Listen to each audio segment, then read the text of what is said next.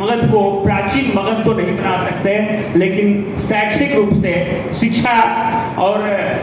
जो cerebral power है उसके ताकत पर हम मगध को पुनः प्रतिष्ठापित कर सकते हैं। क्योंकि हमारे यहाँ नालंदा है तो ठीक है, नालंदा तो नहीं, लेकिन मगध विश्वविद्यालय खुला, उसके अंदर बहुत सारे कॉलेज जैसा कि मैंने बनाया कि उनका योगदान रहा है उसके स्थापना में, उसके गवर्निंग बॉडी में वो जुड़े रहते थे और प्रबुद्ध लोगों से तो उनका मिलना जुलना होता ही था। तो इस तरह हम देखते हैं कि उनके जीवन के जो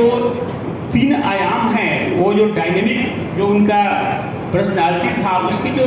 3 डायमेंशंस थे, उसके आधार पर हम कह सकते हैं कि शत्रुघ्न बाबू मात्र एक व्यक्ति नहीं बल्कि संस्था थे और हमारे लिए गर्व की बात है। आप मित्रों जानते हैं कि मेरा कोई कार्यक्रम स्टूडेंट सेंट्रिक होता है, इसीलिए अपने पहले ही इंडक्शन मीट में जब मैं आपसे रूबरू हो रहा था, जब इंटरेक्शन हो रहा था, उसमें मैंने कहा था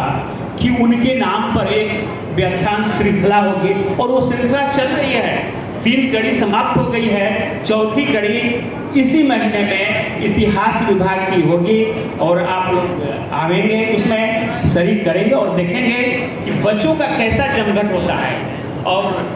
हमारे ज्योग्राफी के हेड हैं यहाँ पर, अभी प्राक्तन हो चुके हैं,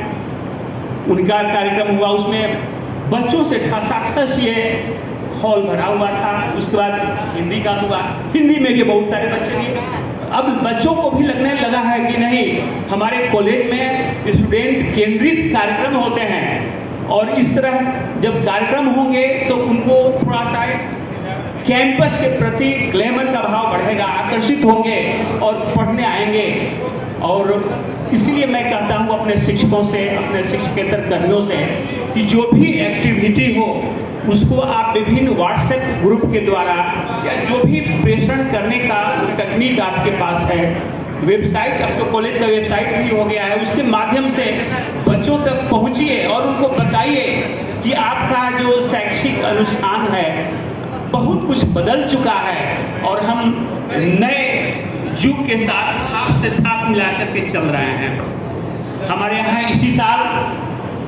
BCA तो है ही, साथ ही